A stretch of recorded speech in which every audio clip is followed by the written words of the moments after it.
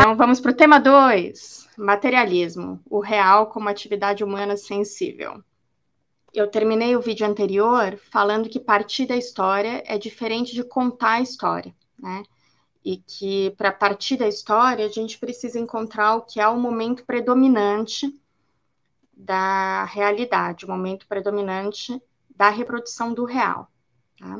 Então, agora a gente vai tentar entender o que é esta categoria de momento predominante, o que eu estou querendo dizer com isso, e por que partir da história é diferente, então, de contar a história. Tá?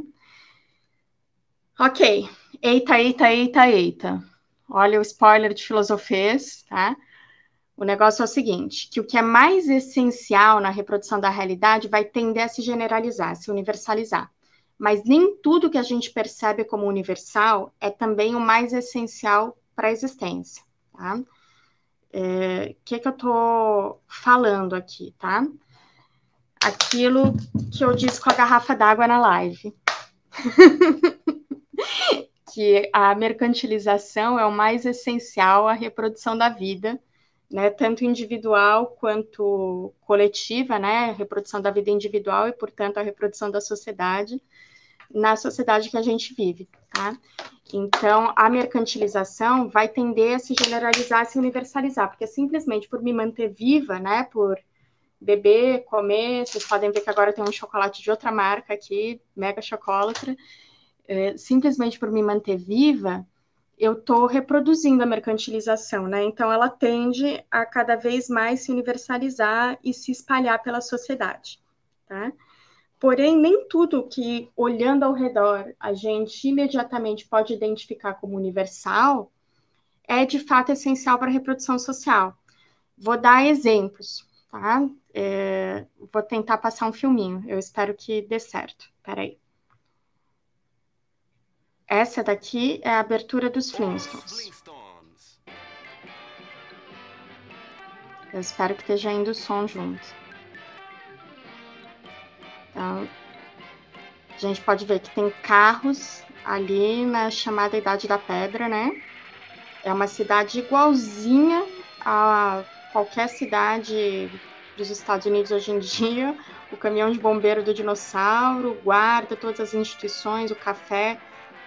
Aí tem, né, esse anacronismo de conviver com o dinossauro, mas enfim, ele pega o jornal, né, faz todo o cotidiano aí do American Way of Life, né, da vida padrão do estadunidense no pós-Segunda Guerra Mundial, a casinha, né, com a cerquinha, com a garagem, o carro.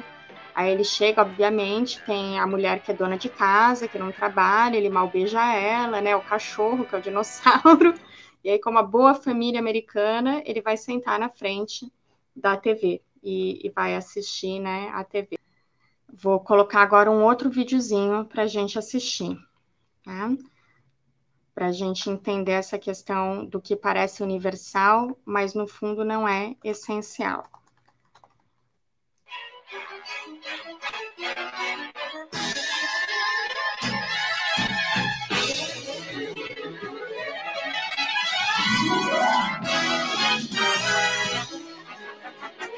É exatamente a mesma estrutura, gente. Olha que doideira.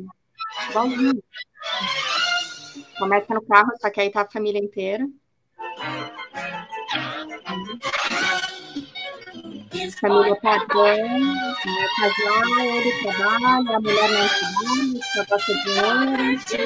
A menina, né? Levar os filhos, ir pra escola. Só que é dinheiro, né?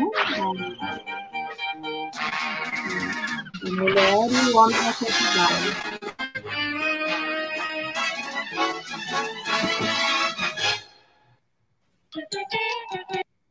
Tem a versão também que a gente vê a casa deles, né? E aí o astro é o cão, né? Se não me engano.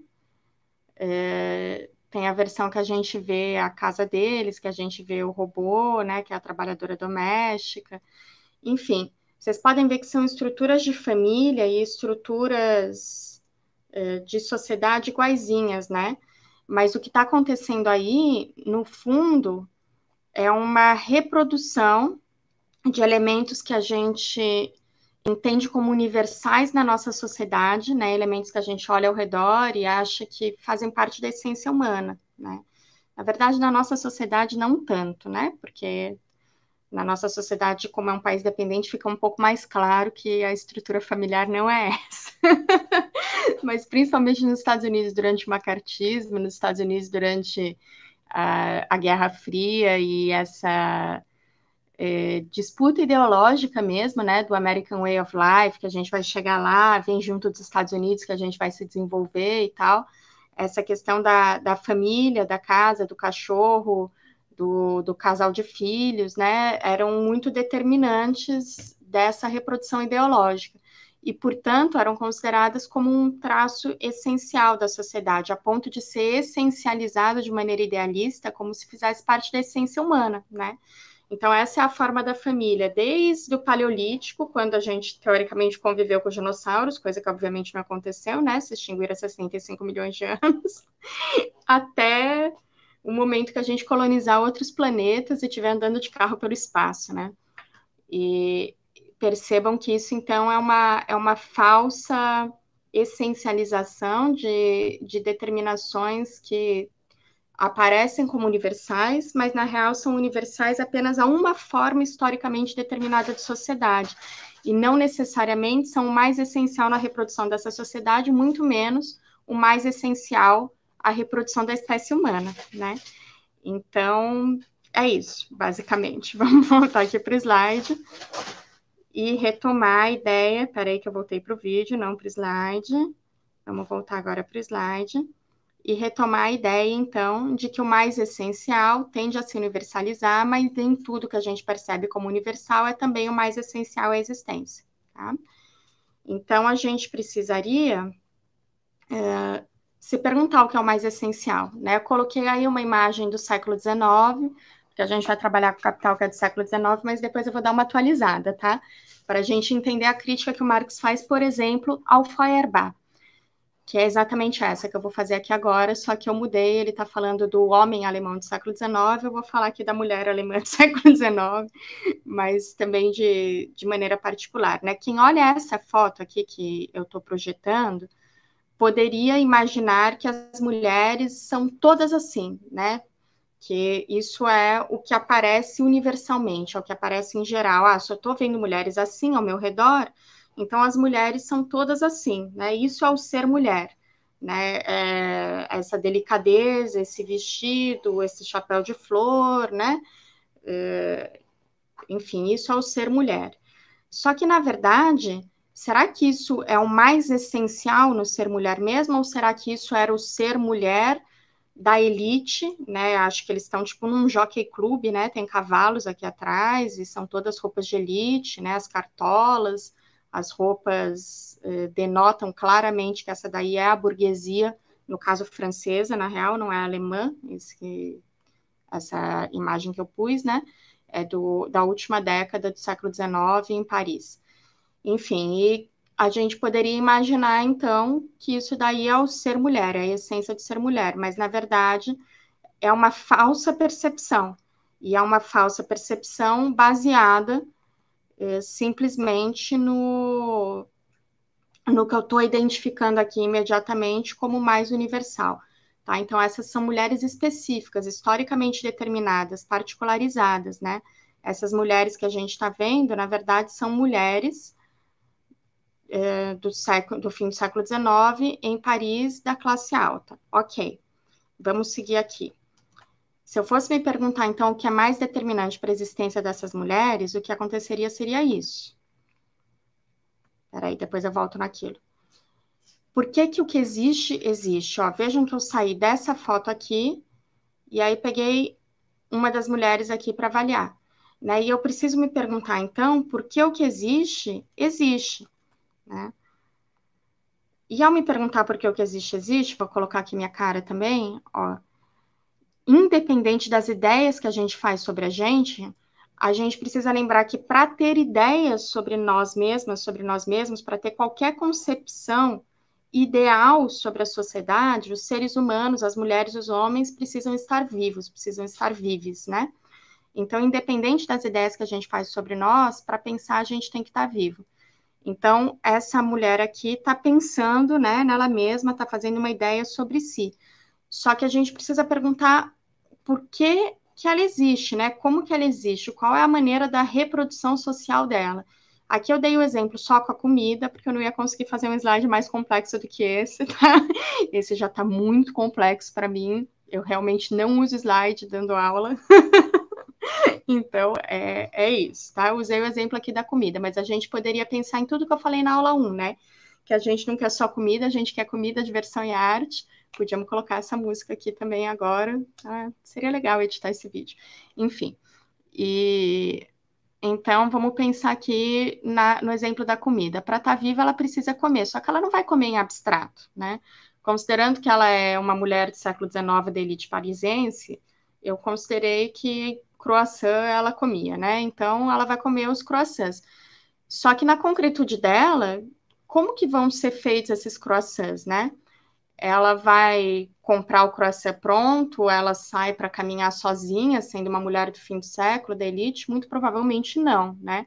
Mas muito provavelmente também não é ela pessoalmente que faz o croissant. Então, o croissant é feito na casa dela, provavelmente, só que não como mercadoria, né?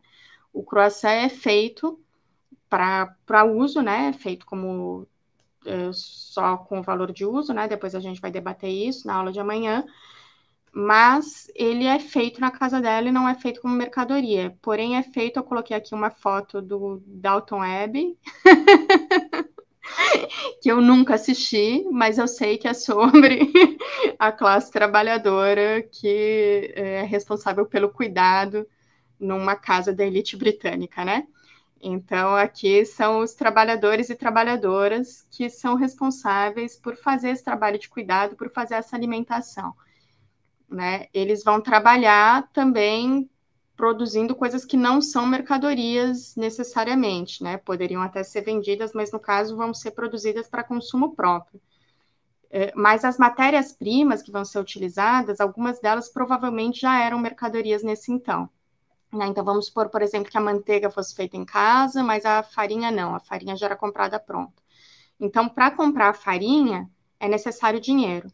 Assim como é necessário dinheiro para contratar a força de trabalho desse conjunto de trabalhadores e trabalhadoras, né? E esse dinheiro tem que vir de algum lugar, considerando que é uma mulher do século XIX da elite parisiense, e infelizmente, dada a misoginia e a estrutura patriarcal, é muito provável que o dinheiro viesse do marido, né, que é colocado como o real proprietário dos meios de produção, mesmo que a mulher também fosse proprietária dos meios de produção nessa elite parisiense, né? Então, o dinheiro vai vir do fato dele ser proprietário dos meios de produção. E aí a gente vai ter que descobrir o segredo do que acontece dentro dessa fábrica da qual ele é dono para que ele tenha dinheiro, né? Para organizar aí a produção doméstica na casa, né? Da qual essa nossa mulher parisiense do século XIX está cuidando, tá? Vamos trazer um pouco mais o exemplo aqui para os nossos dias e para a classe trabalhadora, seria análogo, né? Porque o que existe, existe, né? Então, se a gente pensar na classe trabalhadora, aqui está a charge do Latoufe que a gente está usando para ilustrar a classe trabalhadora latino-americana, né? Em todos esses vídeos de temas de debate. E a mesma ideia, independente das ideias que a gente faz sobre nós, independente do que a própria classe trabalhadora pensa sobre si, né, do que cada um de nós, cada uma de nós pensa sobre si, para pensar a gente precisa estar vivo, né? Então, independente do que a gente está aqui pensando, a gente tem que estar vivo para pensar. E para estar vivo a gente precisa, por exemplo, comer, no caso, feijão. E aí não vai ser todo um séquito de trabalhadoras e trabalhadores que são obrigados a vender sua força de trabalho e obrigadas a vender sua força de trabalho como trabalhadores e trabalhadoras domésticas que vai produzir o que a classe trabalhadora come, a própria classe trabalhadora, e em geral o trabalho de cuidado é feito pelas mulheres, né? Mais de 3/4 do trabalho de cuidado realizado no mundo hoje, do trabalho de cuidado não pago, é realizado por mulheres, né? Tem vários dados de muitas instituições governamentais e não governamentais sobre isso que a gente vai trazer quando a gente fizer o capítulo de ilustração, o vídeo de ilustração do capítulo 4 do Capital, tá? Mas então aqui colocamos uma mulher latino-americana fazendo a comida. Também nesse caso, a comida que está sendo feita não está sendo feita como mercadoria, né? Porque ela está sendo feita para consumo próprio. Só que tudo que é necessário para fazer essa comida é mercadoria. Então é impossível que essa mulher ou que qualquer pessoa da classe trabalhadora na nossa realidade atual, contemporânea, hoje em dia, reproduza a sua própria vida individual sem comprar mercadorias, sem consumir mercadorias. Porque tudo que a gente precisa para sobreviver, mesmo que a gente tenha que depois acrescentar ainda mais trabalho, que é invisibilizado e não entra na conta, mas tudo que a gente precisa para viver depende da compra de mercadorias e, portanto, depende de ter dinheiro. Eu não sei se vocês conseguem ver minha flechinha, acho que não, né, do cursor. Mas depende de ter dinheiro para comprar essas mercadorias. E para ter dinheiro é necessário a gente vender a nossa força de trabalho como mercadoria. Então, isso é a determinação mais essencial da reprodução da vida, né? Eu vou mostrar aqui ao redor, vou fazer um exemplo com a minha mesa, tá? Vamos ver aqui. Então, a gente está vendo aqui a luz que está na minha cara para tentar não fazer sombra, né? A lâmpada é mercadoria, o abajur é mercadoria. Aqui esse meu potinho de lavanda, mercadoria, a vela, o própolis, a fita adesiva, o grampeador, as canetas, o bloco. Vocês podem ver que eu não sou uma pessoa muito organizada, né? A caneca, a vitamina, as folhas de papel, o caderno, essa florzinha, até os lencinhos de militância são mercadoria, né? Aquilo ali que eu escrevi para eu mesma não idealizar minha quarentena, ó. Eu escrevi numa mercadoria, pendurei com uma mercadoria, minha parede é mercadoria, a tinta vermelha com a qual eu pintei a parede é mercadoria, as caixas, a impressora, o tapetinho bonitinho, o instrumento musical, os quadros, né? No caso, eu que fiz o quadro, mas eu imprimi em cima de um papel, né, que é mercadoria, eu comprei uma moldura pronta que é mercadoria. Enfim, a janela, o apartamento aqui é mercadoria, né? A gente está pisando em mercadoria, minhas roupas são mercadoria, a lente de contato que está dentro do meu olho é mercadoria. Fica muito claro, então, que a mercantilização é concretamente o momento predominante, né, em filosofês, o mais essencial, aquilo que predomina, né, na reprodução das nossas vidas. Aí acho que o slide, espero, deixe claro, né, essa relação, que independente das ideias que a gente faz sobre a gente mesmo, independente do que a gente pensa sobre a gente mesmo, né, para que a gente chegue a pensar, a gente precisa estar vivo, a gente precisa estar viva. Então, a realidade material da reprodução das nossas próprias vidas em todas as dimensões, aqui eu coloquei a comida, né, mas não é só na dimensão fisiológica, a realidade material de reprodução das nossas vidas condiciona o que a gente pode pensar da gente, né? E para estar viva, a gente precisa, né, de uma série de coisas: comer, vestir, morar, enfim. Aí aqui, né, e todas as coisas não fisiológicas, né? Todas as necessidades da fantasia que estão sempre relacionadas às necessidades do estômago. E mesmo que uma porção dessas necessidades seja satisfeita a partir do trabalho pessoal, em geral, para a reprodução da nossa própria vida, de cuidado, né, invisibilizado, que sequer é reconhecido como trabalho na nossa sociedade, que não produz mercadorias, por exemplo, a produção do feijão cozido, como eu coloquei aqui, que é produzida, né, em geral, pelas mulheres, né, como eu já falei também, de maneira não mercantilizada, não paga, invisibilizada e sequer reconhecida. Para que esse trabalho de reprodução social possa se dar, é necessário comprar uma série de mercadorias. Então, eu só vou poder fazer o feijão cozido se eu tiver comprado a cebola, o alho, o óleo, o feijão cru, enfim, tudo isso é mercadoria na nossa sociedade, né? E para obter essas mercadorias eu preciso de dinheiro. Aqui a setinha está ao contrário, deveria estar do vender força de trabalho como mercadoria para o dinheiro, né? E para obter esse dinheiro, eu preciso, então, vender a minha força de trabalho como mercadoria, né? O que dialoga com as perguntas que a gente já falou na aula 2, do pessoal que perguntou sobre a minha própria força de trabalho, da Marina, né? Eu também vendo minha força de trabalho como mercadoria, no caso, eu vendo para o Estado, né? Mas a minha força de trabalho é sim mercantilizada, a minha força de trabalho é sim uma mercadoria. Como eu trabalho produzindo, né, um serviço de educação pública, esse serviço de educação não é mercantilizado, eu não produzo mercadorias diretamente, tá? E aí esse vai ser um debate que a gente vai ter em outros vídeos, tá? Mas sim, eu estou trabalhando para a reprodução de outra mercadoria, que é a força de trabalho dos meus próprios alunos, alunas, dos estudantes, né, com os quais eu tenho contato. Então, o meu trabalho faz parte da cadeia produtiva e reprodutiva da força de trabalho dos estudantes, de modo que está inserido na reprodução capitalista, né? E aí a gente poderia fazer todo um debate sobre a função social da universidade na nossa sociedade, né? E as contradições existentes nessa função social, na medida em que se abre uma possibilidade de pensamento crítico, porque, né, qualquer forma de apreensão do conhecimento abre essa possibilidade. Essa possibilidade é acentuada pelo fato da educação não ser mercantilizada na universidade pública, né? Então a gente tem esse acesso ao conhecimento como um direito ainda, que foi conquistado historicamente, em especial nos últimos anos, com o aumento do acesso da classe trabalhadora à universidade. Porém, a universidade, enquanto instituição, ela faz parte, sim, do processo capitalista de reprodução da força de trabalho, o que tem a ver com o quão elitista é o conhecimento, né, na universidade, com a tecnificação do conhecimento, enfim.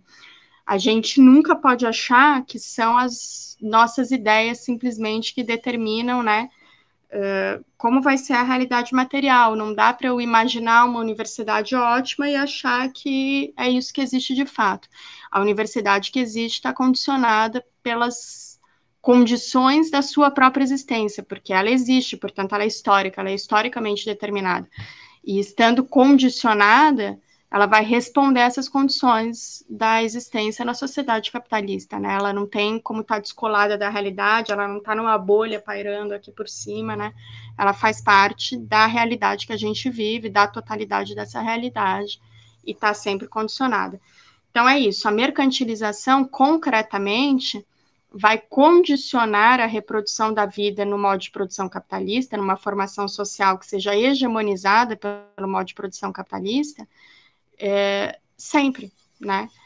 Porque concretamente ela é o tal do momento predominante, concretamente ela é o mais essencial à reprodução da vida, mesmo quando essa reprodução da vida não esteja diretamente associada à mercantilização, ou mesmo nos processos que não estão diretamente eles mesmos associados à mercantilização, que é o caso, por exemplo, da universidade pública, da saúde pública, ou da produção de alguma coisa para uso pessoal, para dar de presente, ou de relações de produção não especificamente capitalistas, como a reprodução da vida em comunidades originárias, né, em aldeias, ou a reprodução da vida de formas cooperativas, né, a conquista de território, né, como é o caso do movimento dos trabalhadores rurais sem terra, por exemplo, né, a conquista de território para conseguir produzir de outra maneira, tudo isso cria a semente do novo, tudo isso é luta, né, tudo isso coloca a possibilidade da construção de novas relações, porque materialmente possibilita a reprodução da vida dentro de novas relações, dentro de relações não mercantilizadas. Mas estando inserido numa formação social capitalista, também é subvertido por essa formação social capitalista, por essa mercantilização, né? A comida agroecológica que é produzida com relações de trabalho não especificamente capitalistas tem que concorrer na hora de ser vendida no mercado com aquela produzida em larga escala, no agronegócio, né? Porque essa comida vai precisar ser vendida, porque as pessoas que a produziram precisam sobreviver, precisam reproduzir materialmente suas vidas, mesmo que não estejam trabalhando sob relações de trabalho especificamente capitalistas, no caso, tá? Enfim, então, seguindo aqui com os nossos slides, a gente, aí no alerta do Filosofês, do spoiler, né? A gente retoma, então, que a mercantilização é o momento predominante da reprodução social no capitalismo e que ela é um processo concreto, embora, para entendê-la em si, enquanto mercantilização, ou seja, naquilo que existe de mais universal na mercantilização de qualquer mercadoria, né? Para entendê-la enquanto processo de mercantilização, universal e universalizante, eu preciso de um processo de abstração, e é só desta maneira que eu posso entendê-la enquanto determinação abstrata. É isso que o Marx está falando quando ele está falando de determinações abstratas, não é que elas sejam realmente abstratas, é que reconhecer a universalidade dessas determinações requer um processo de abstração teleologicamente orientado a reconhecê-las, tá? E aí a gente vai falar também em outro vídeo de distintos tipos de abstração, vários processos de abstração. Beleza. Então, aqui, retomando algumas perguntas, né? O Alex perguntou se o materialismo histórico dialético se contrapõe ao empirismo e ao essencialismo, no caso, ao empiricismo, né? E ao essencialismo, ou ao empirismo e ao racionalismo, na medida em que pressupõe, a partir da realidade, estabelecer relações entre o singular, o particular e o universal. E essa pergunta dialoga com a pergunta do Tariq sobre como entender a relação entre as partes e a formação do todo, a totalidade, como esse processo se dá. Então, sim, é exatamente isso, tá? Acho que já deu para entender melhor, né? Então, digamos assim, em cada época histórica existem condições de reprodução humana que são singulares àquela época histórica, que tem a ver, como a gente vai ver no próximo vídeo ainda desses temas para debate vindos da aula 1, né, que são temas mais complexos de debater. Essas condições têm a ver com o grau de desenvolvimento das forças produtivas, as possibilidades que estão colocadas para esse afastamento das barreiras naturais, para esse afastamento das barreiras existentes de maneira geral, porque muitas delas são socialmente determinadas, não são naturais, né? Naturais só nesse sentido filosófico da contraposição entre o homem e a natureza, mas em cada época histórica a gente tem um determinado conjunto de condições, né, que é singular a essa época histórica. E esse conjunto tem a ver com, portanto, esse grau de desenvolvimento das forças produtivas e com as relações sociais de produção que são predominantes nessa época histórica, né? Isso é singular daquela época histórica, né? E esses elementos são aqueles que são mais essenciais à reprodução da vida numa determinada época histórica, num determinado modo de produção, tá? E não precisa ser só época histórica, né? Porque a gente pode ter na mesma época distintos modos de produção convivendo em distintas regiões do mundo, né? O que vai universalizar a história mundial como uma única história, né? E unificar, inclusive, não só do ponto de vista ideológico, mas do ponto de vista concreto, unificar a história dos distintos grupamentos humanos em uma mesma história humana, que está unificada não só por ser toda de seres humanos, mas está unificada na linha do tempo mesmo, da história desses distintos grupamentos, é o modo de produção capitalista, né? A gente vai debater isso também nos temas para debate número 5, tá? Mas, de toda maneira, o que é mais singular, o que é mais específico da reprodução da vida no capitalismo é, então, a mercantilização. Desculpa, eu deixei o slide aqui um tempão, né? Eu achei que vocês estavam vendo a minha cara, desculpa. É a mercantilização. Isso é o que é mais singular do modo de produção capitalista, da reprodução de vida nesse modo de produção, tá? E por isso mesmo, essas características, né, vão se universalizar, né, em qualquer época, em qualquer região na qual a gente esteja reproduzindo a vida individual e coletiva de maneira capitalista, a mercantilização vai estar se universalizando, precisamente por esse caráter tão essencial à reprodução da nossa vida no capitalismo, tá? E a gente precisa entender que essa universalização, né, aquilo que é mais singular em toda uma época histórica, portanto, tende a se universalizar. Mas se universaliza historicamente também, ou seja, se universaliza dentro de várias particularidades também, né, de cada região, de cada momento, né, cada época. Então, não dá para a gente separar, né, esse essencial que se universaliza das particularidades através das quais ele se universaliza, tá? E aí a gente tem novas singularidades. Então, é claro que a mercantilização é singular ao capitalismo como um todo, né? Se a gente for pensar uma linha do tempo, é como se fosse uma coisa dentro da outra, assim, é como se fosse um fractal, né? Que a gente pode sempre abrir, é a tal da cebola, que a gente pode sempre abrir e olhar de outra maneira, né? Assim como o próprio modo de produção capitalista corresponde a uma época histórica da história da humanidade, ele também é histórico e ele também se reconfigura historicamente, né? Então, é distinto pensar na forma de reprodução capitalista hoje em dia ou na forma da reprodução capitalista no século XIX. É distinto pensar na forma da reprodução capitalista nos países centrais ou nos países dependentes. É distinto pensar na reprodução capitalista colonial, né, ou na reprodução capitalista da metrópole. Então, todos esses elementos são inseparáveis da reprodução capitalista, né? E existem, portanto, na sua própria singularidade, né? Eu existo na minha singularidade concreta, eu sou uma pessoa singular, né? Que tem o cabelo dessa cor, que tem o olho dessa cor, que moro nessa casa, que tenho esses gatos, enfim. Eu sou uma pessoa singular, né? Eu tenho traços que são universais a todas as pessoas da minha época, eu tenho outros traços que são universais a todos os seres humanos, eu tenho traços que são universais a todos os animais, eu tenho traços que são universais a toda a matéria, de maneira geral, né? E aí existe uma prioridade na existência que não pode ser rompida, né? Eu não posso ser animal sem estar conformada por átomos, por moléculas. Assim como eu não posso ser humano sem ser animal, né? Assim como eu não posso viver na época histórica que eu vivo sem ser humano. Então, existe uma prioridade ôntica, um alerta de filosofês, que determina uma prioridade ontológica na compreensão desse conjunto de determinações, que vão se sobredeterminando umas outras, né? E se a gente for analisar a especificidade dessa época histórica que eu vivo, né, o que é mais essencial, mais universal ao capitalismo em qualquer época é a mercantilização, mas ela vai se dar de maneiras concretas na minha época histórica e na minha região do mundo, né?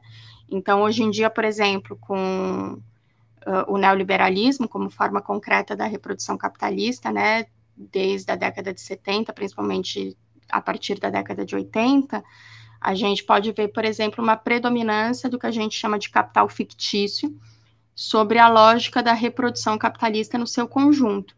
Isso não estava colocado antes. E a mercantilização não pode ser separada na nossa época histórica dessa particularidade da mercantilização na nossa época histórica, né? Assim como eu estou num país dependente, né? Então, isso vai determinar a transferência de valor, vai determinar a superexploração da força de trabalho, uma forma particular do ciclo das economias dependentes, né, em relação ao ciclo das economias centrais. Isso também não pode ser dissociado. Não é que apenas o capitalismo dependente é particular e o capitalismo central é universal. Não é isso, né? O capitalismo nos países centrais também tem suas particularidades.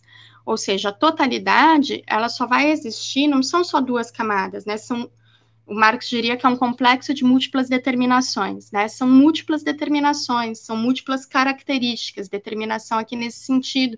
Só que lembrando dessa relação de determinação, de causalidade, né? Sobre a reprodução do real. Porque é a gente que faz a história, é a gente que reproduz a realidade. E se é a gente que faz isso, a gente faz isso sempre em condições que estão historicamente determinadas. Então, as características da época histórica que a gente vive, da região, né, as nossas características da nossa existência histórica, elas condicionam a nossa possibilidade de reproduzir a realidade. Uma vez que a realidade, ela é atividade humana que foi realizada, que foi objetivada, que agora, uma vez que foi realizada, né, que essa caneta existe independente de mim, e eu posso senti-la, né, eu posso percebê-la como algo externo a mim. Então, a realidade, ela é sensível aos seres humanos, mas não é porque ela seja sensível que ela deixa de ser fruto da atividade humana.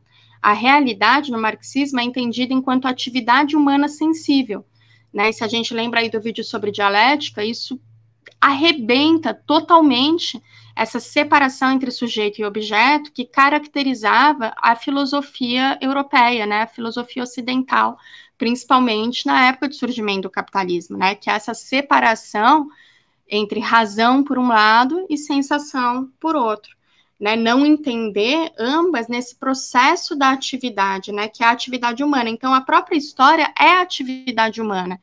E partir da história é partir dessa compreensão, né, de que a realidade, é a atividade humana sensível, então eu preciso entendê-la enquanto tal. Isso é muito diferente de contar a história, contar uma historinha, ou contar a história, né, de como a gente chegou até aqui. Supõe, obviamente, entender a realidade como processo histórico, entender que ela está em movimento, que ela tem um passado, né, que isso daqui foi produzido, claro que supõe isso, mas é diferente de contar a história propriamente dito. É simplesmente partir da compreensão de que a realidade existe, ela é historicamente determinada, como complexo de múltiplas determinações. Então, essa caneta não pode ser mercadoria sem ser caneta, não pode ser mercadoria sem ser cor-de-rosa, não pode ser mercadoria sem ser de plástico, não pode ser mercadoria sem ter sido produzida por um sistema produtivo toyotista, né, que predomina na nossa época, sem ter sido produzida num país dependente, com tudo que isso determina em termos de transferência de valor, em termos de superexploração da força de trabalho, né, não pode ser dissociada do aspecto da divisão racial do trabalho, da divisão sexual, binário generificada do trabalho, como componentes da divisão social do trabalho. Isto é partir da história, é não fatiá-la, né, é entendê-la enquanto atividade humana sensível no seu conjunto, é entender o real enquanto atividade humana sensível. Olha que belezura, gente. É a gente que faz a história, mas não nas condições que a gente escolhe. A gente não tem uma liberdade abstrata total, né? Quem imagina isso é o liberalismo, como eu já falei para vocês. A gente tem liberdade de fazer, a gente tem capacidade de teleologia, né? A gente tem liberdade de criar o novo, mas sempre sob condições historicamente determinadas, porque a gente existe, né? E essas condições vão condicionar a nossa existência. Então, sim, tá? A totalidade deve ser compreendida nessa interação continuada entre as determinações mais universais, as determinações mais particulares, né? E como isso conforma a existência singular do real em cada momento, em cada região, em seu conjunto, né, enquanto totalidade.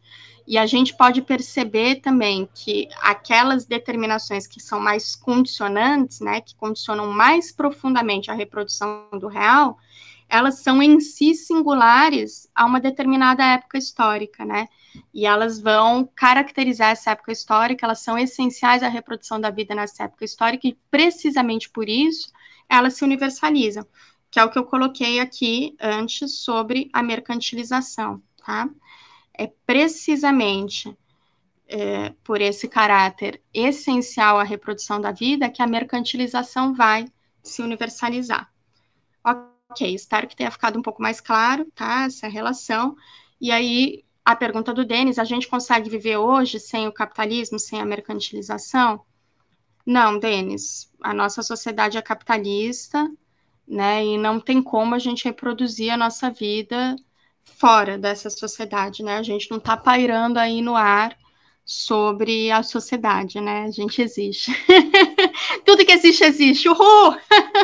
Esse é a colocação base desse curso aqui. Só o que existe, existe, e tudo que existe, existe. Básico, tá? Mas existem também, né, experiências de tentativa de ruptura com o capitalismo, né? Só que essa ruptura, ela tem que ser coletiva. Ela também é construção histórica, né? Ela não é individual. Então, não dá para eu romper individualmente com o capitalismo, mas dá para eu individualmente, já que eu não escolho em que condições eu quero fazer a história, né? Infelizmente, estamos fazendo a história aí nesse momento de merda, né? Desculpa pelo português, mas nesse momento, né, da pior crise capitalista, da pandemia, né, da morte literal, né, de milhares, dezenas de milhares de pessoas, né? Ainda mais se a gente pensar que provavelmente esses índices estão muito, muito, muito subnotificados, né?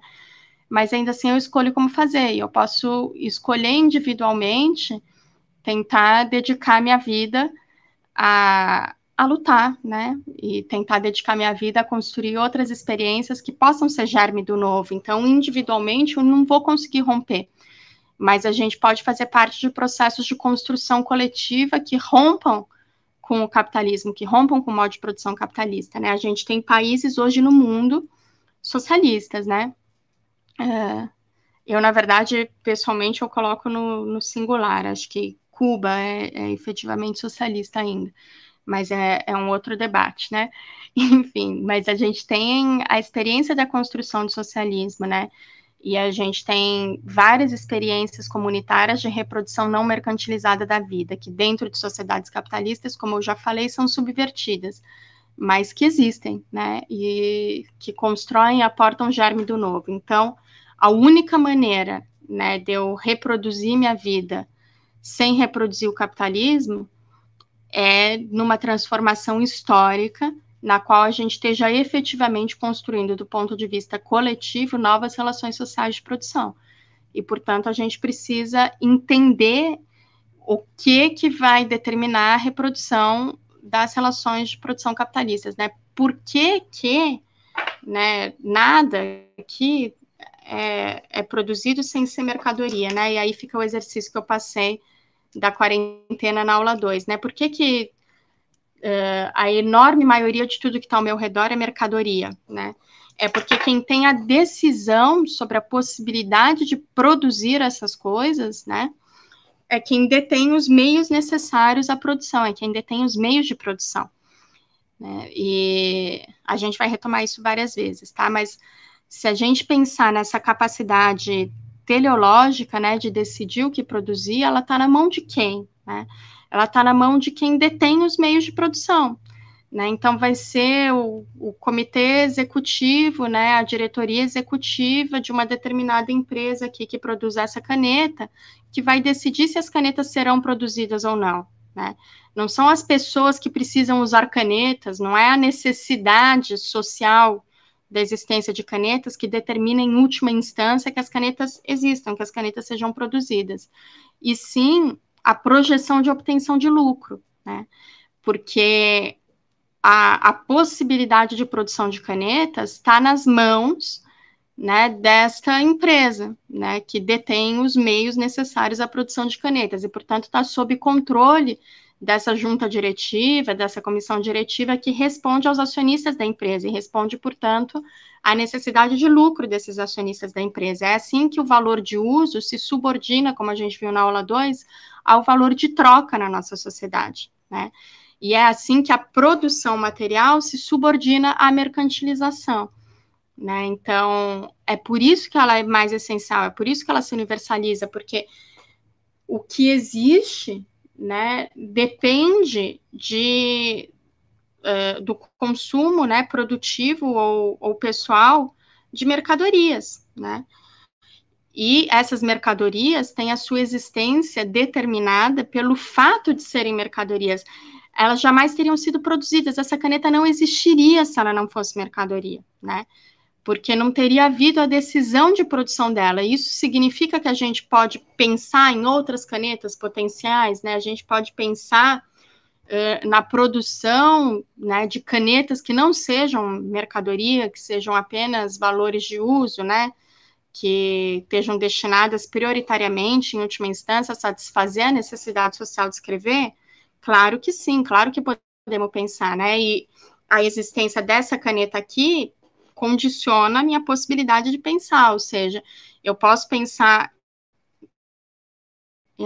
em novas formas de reproduzir a existência, em novas formas de ser, em novas formas de existir, precisamente porque eu tenho contato com as formas de existir atuais e vejo as contradições dessas formas, né? Como diria o Marx, nenhuma questão se coloca, né, sem que as respostas já estejam também, de alguma maneira, colocadas na realidade, né? A humanidade não se coloca questões cujas respostas não estejam já dadas na realidade pelas contradições da própria realidade, né?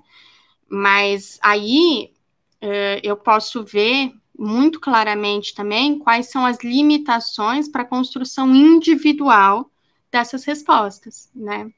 Não dá para construir individualmente, porque a história é um processo coletivo, né? Eu querer fazer, por exemplo, um bolo que não seja mercadoria é algo que está ao meu alcance, mas querer fazer uma caneta que não seja mercadoria é complicado, né? Por conta daquela questão do desenvolvimento das forças produtivas, né? Uma caneta exige todo um processo industrial, né?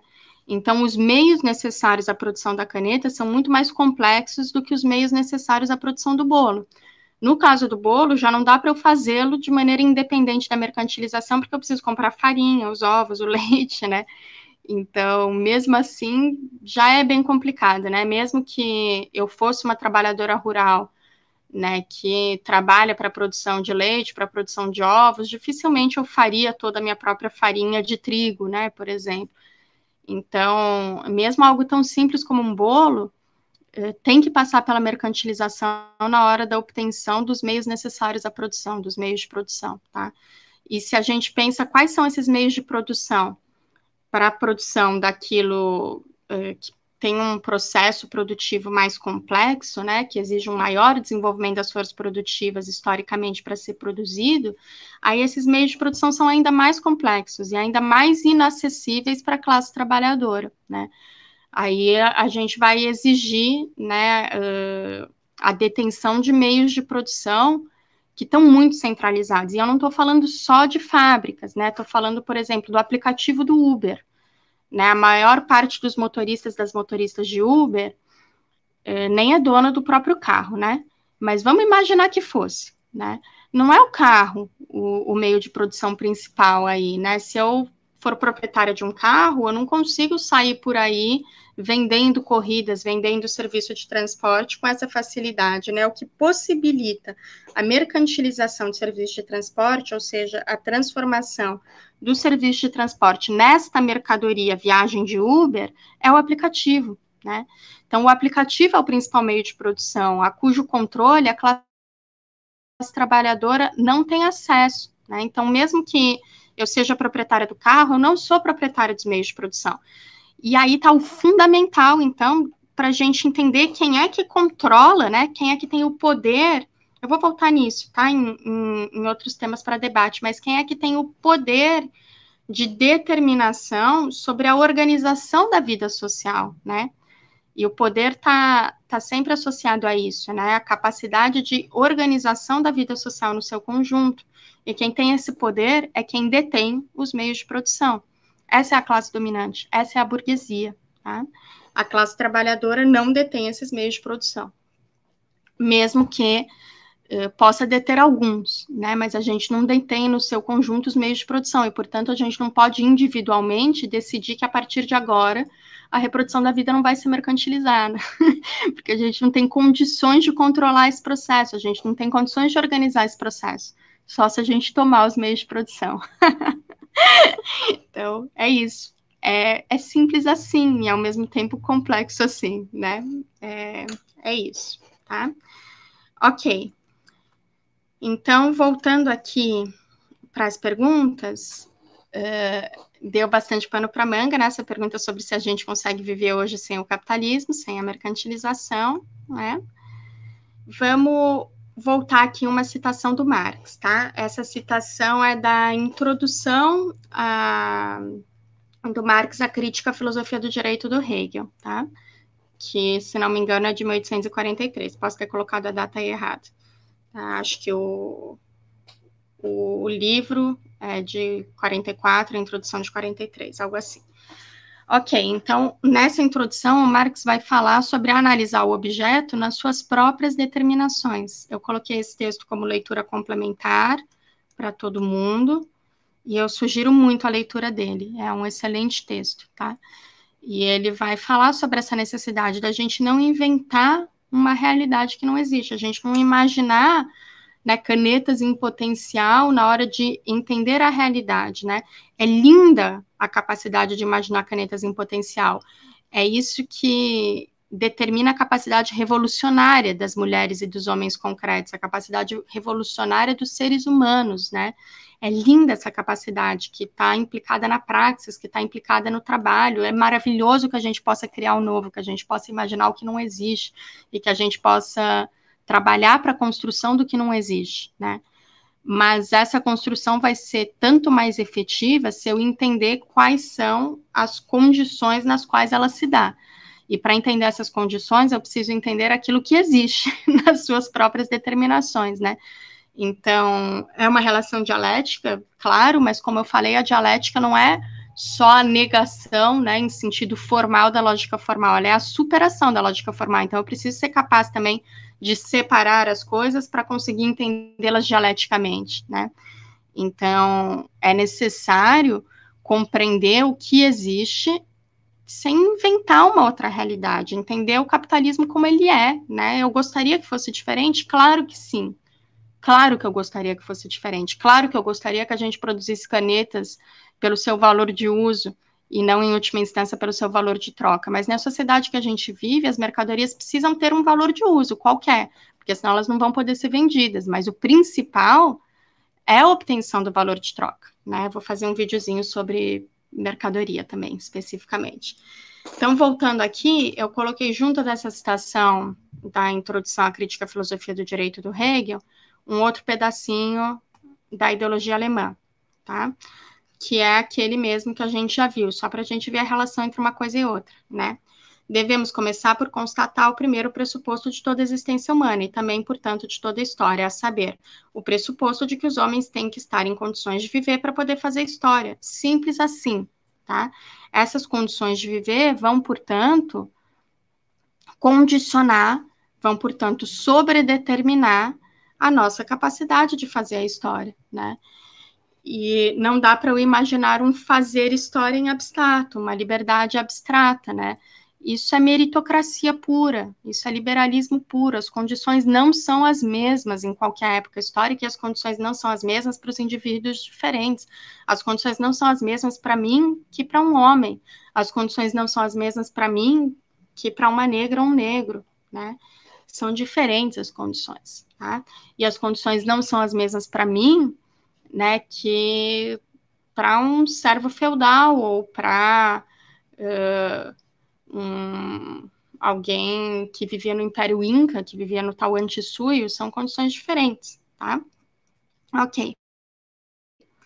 Mas para viver precisa-se, antes de tudo, de comida, bebida, moradia, vestimento e algumas coisas mais. O primeiro ato histórico é, pois, a produção dos meios para a satisfação dessas necessidades, a produção da própria vida material. E esse é, sem dúvida, um ato histórico, uma condição fundamental de toda a história, que ainda hoje, assim como há milênios, tem de ser cumprida diariamente, a cada hora, simplesmente para manter os homens e as mulheres vivos, né? É isso, ok? É isso. Então, a forma de produção disso na nossa sociedade é mercantilizada, porque em qualquer sociedade, apenas detendo o controle sobre os meios necessários à produção, a gente pode organizar esta forma de reprodução social.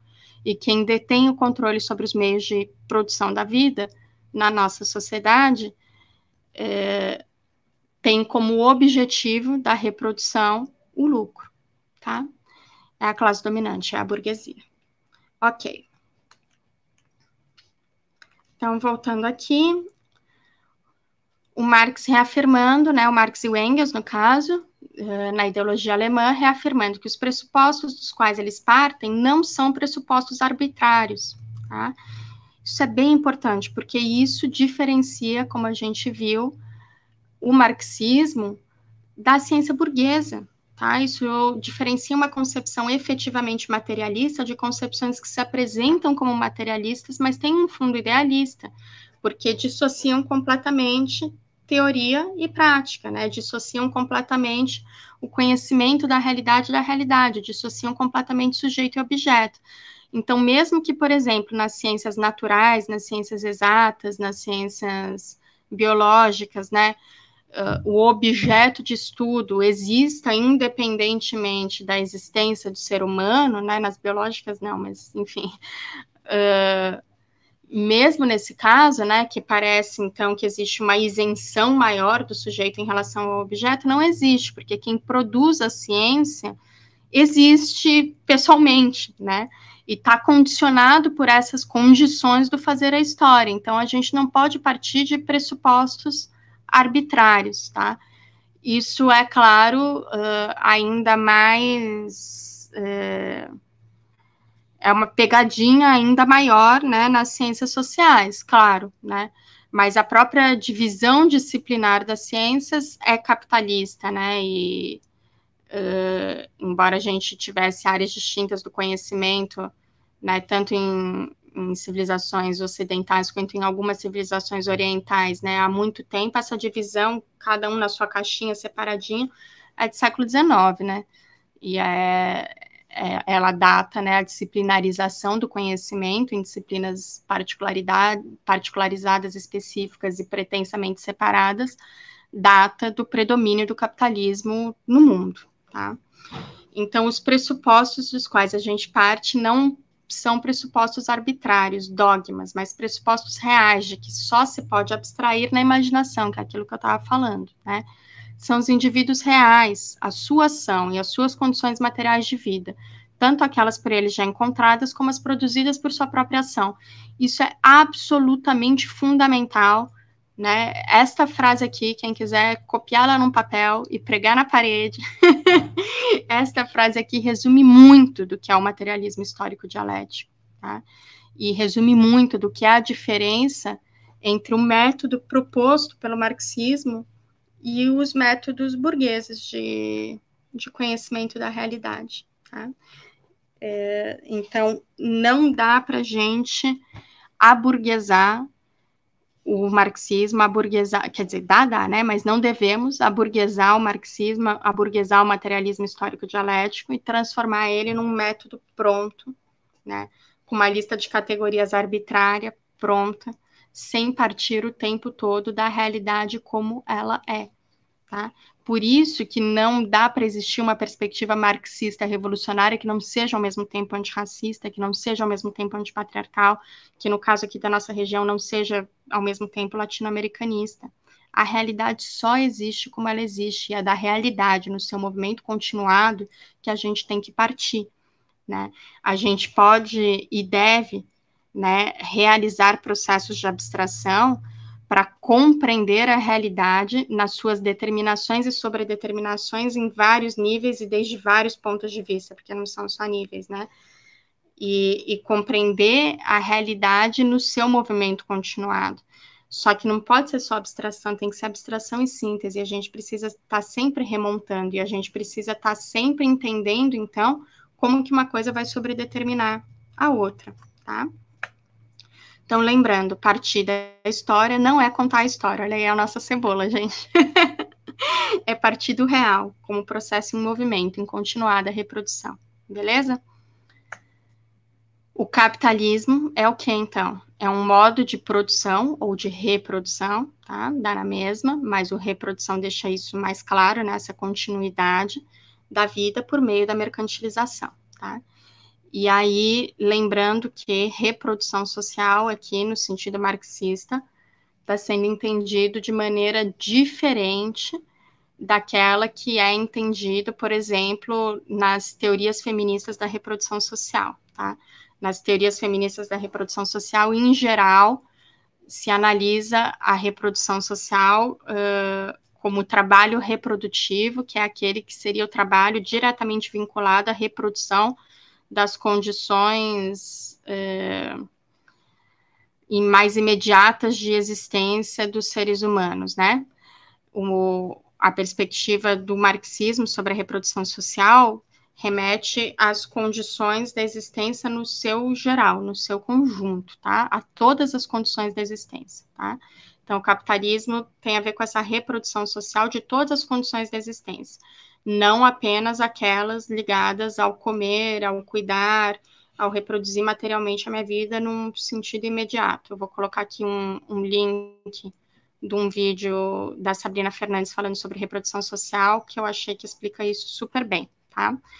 Então, não são antagônicas essas percepções, pelo contrário, eu acho que uma pode beber muito da outra, né? Uma teoria marxista sobre a reprodução social, né, nesse ângulo feminista, eu acho que é mais do que necessária, tem muitas companheiras produzindo isso nesse momento, e acho que é absolutamente fundamental para a construção do marxismo e para a construção de um feminismo revolucionário, né, que possa romper com o feminismo liberal, né, um feminismo efetivamente antirracista, um feminismo que compreenda a realidade e a reprodução social no seu conjunto, tá?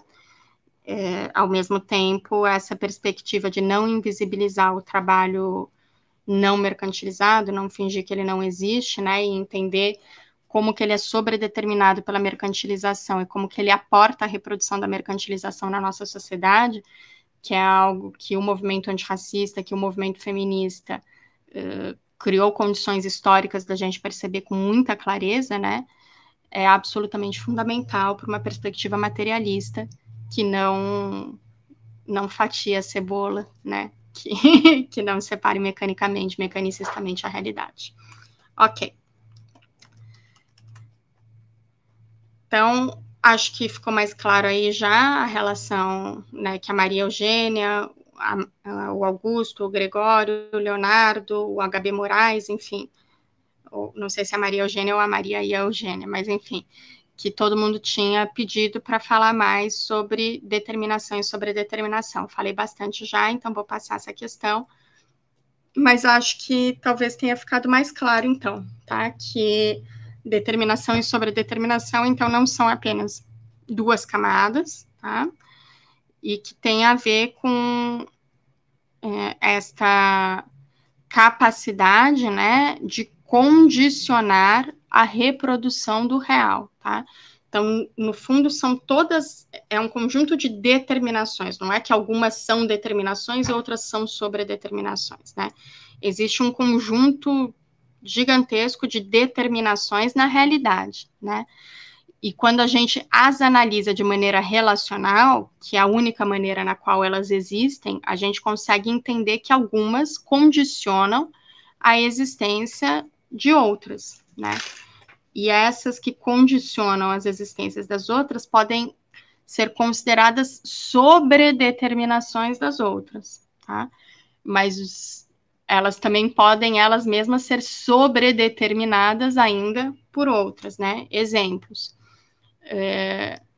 Por exemplo, a mercantilização sobredetermina a divisão sexual do trabalho, tá?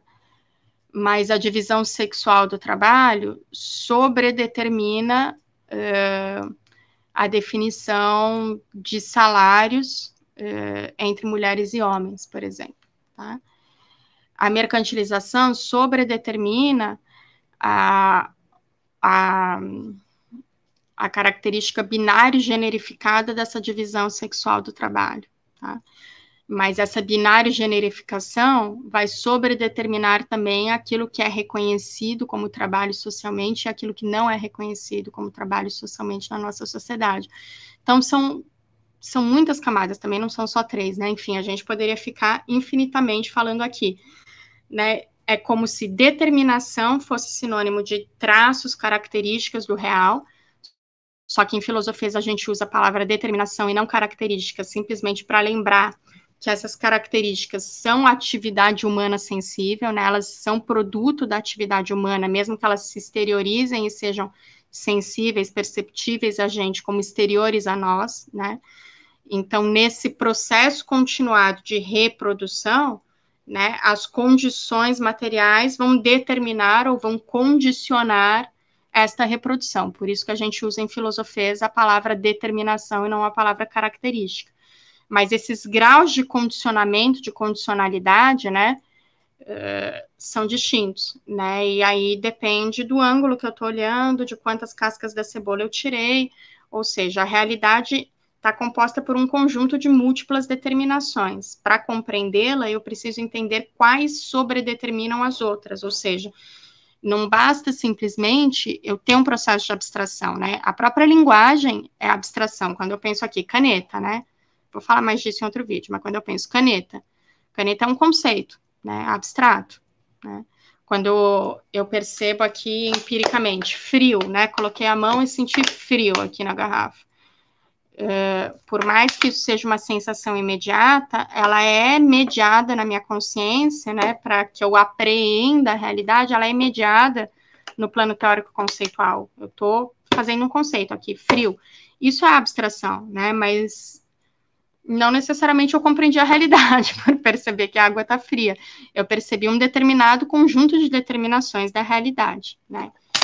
E o que o materialismo histórico dialético vai propor é que a gente tente direcionar teleologicamente essa nossa capacidade de abstração, não só para uma abstração conceitual pura e simples, mas para a identificação dessas relações de condicionalidade, né, de determinação na reprodução do real e de maior condicionalidade, de sobredeterminação, né, de algumas determinações sobre as outras, e tentar identificar, portanto, quais são aqueles conjuntos, né, de determinações sempre contraditórias entre si, porque a realidade está em movimento, né, mas quais são essas determinações, também essas contradições, mais essenciais à reprodução da própria realidade, tá? Nesse continuado remontar da cebola.